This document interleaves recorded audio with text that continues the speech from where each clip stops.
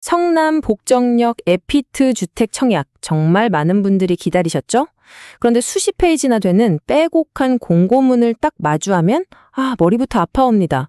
지금부터 이 복잡한 문서를 제가 딱 핵심만 짚어서 아주 명쾌하게 풀어드리겠습니다.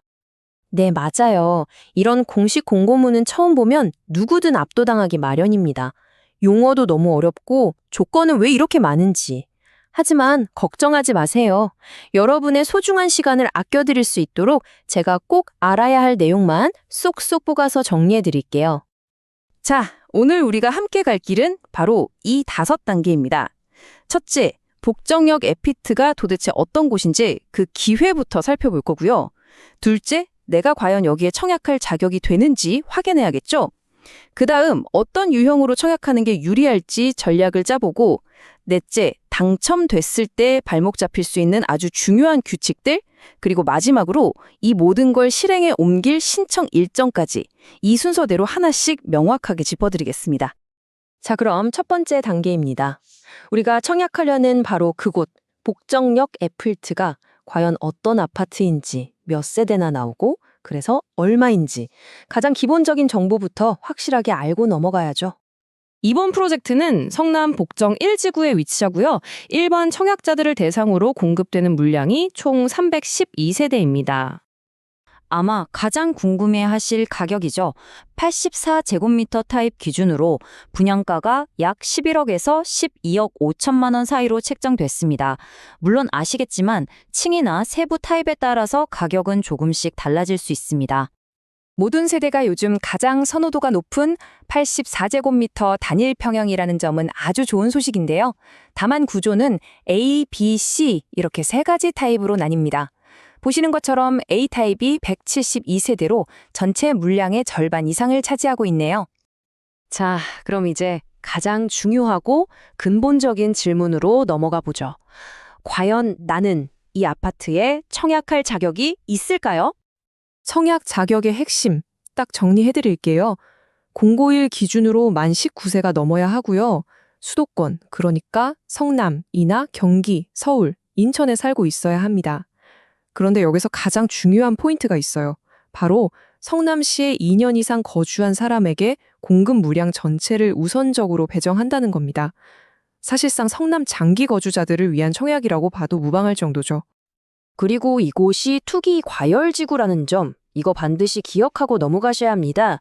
이게 뭐냐면 정부가 여기는 집값이 너무 오르니까 특별 관리하겠다 하고 콕 찍어 놓은 곳이거든요. 바로 이 투기 과열지구라는 꼬리표 때문에 앞으로 설명드릴 아주 강력한 규제들이 적용되는 겁니다. 좋습니다. 내가 기본 자격은 된다는 걸 확인했어요. 그럼 이제 다음 단계는 뭘까요? 바로 어떤 경로, 어떤 방법으로 청약할지 전략을 세우는 겁니다. 2가지 방법 모두에 신청할 수는 있습니다. 그런데 여기서 아주 중요한 점이 하나 있어요. 만약에 운 좋게 특별 공급에 당첨이 되잖아요.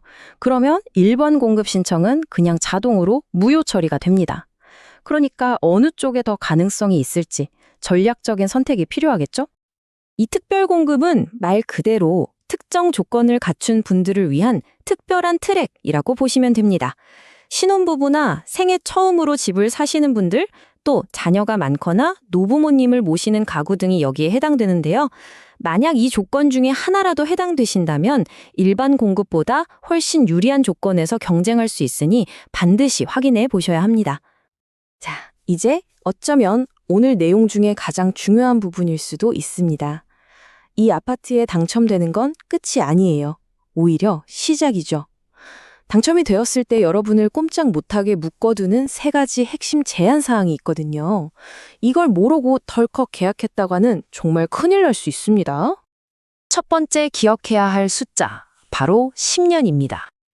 이게 바로 재당첨 제한 기간을 의미하는데요. 만약 이번 청약에 당첨되면 당첨자 본인뿐만 아니라 같이 사는 세대 구성원 모두가 앞으로 무려 10년 동안 다른 투기과열 지구 내 주택에는 청약조차 할 수 없게 됩니다. 과열 경쟁을 막기 위한 아주 강력한 조치죠. 자, 2번째로 기억해야 할 숫자는 3년입니다. 이건 바로 전매 제한 기간입니다. 쉽게 말해서 당첨자로 선정된 날부터 3년 동안은 이 아파트를 다른 사람에게 팔 수가 없다는 뜻이에요. 단기간에 시세 차익만 노리는 투기 수요는 아예 막겠다는 거고요. 그만큼 자금 계획을 장기적으로 세워야 한다는 의미이기도 합니다. 그리고 마지막 세 번째 숫자. 이건 역시 3년입니다. 바로 거주 의무 기간을 말하는 건데요. 최초 입주가 가능한 날부터 3년 동안은 전세를 주거나 집을 비워두는 게 절대 안 되고 무조건 직접 그 집에 들어가서 살아야 한다는 뜻입니다. 정부의 목표가 아주 명확하게 보이죠? 이 집은 투자를 위한 집이 아니라 실제 거주를 위한 공간이라는 겁니다. 자, 이제 이 모든 복잡한 규칙들을 알았으니 가장 실질적인 부분이죠. 이 모든 걸 언제 해야 하는지 그 일정들을 한번 살펴보겠습니다. 이 모든 정보는 이 일정에 맞춰서 실행해야만 의미가 있습니다. 11월 24일 특별 공급을 시작으로 25일과 26일에는 1순위 청약이 진행되고요. 대망의 당첨자 발표는 12월 3일, 그리고 최종 계약은 12월 15일부터 17일까지입니다. 이 날짜들 단 하루라도 놓치면 모든 기회가 그냥 사라지는 거니까요. 지금 바로 달력에 꼭 표시해두세요. 공식 공고문에는 이런 말이 여러 번 반복해서 나옵니다.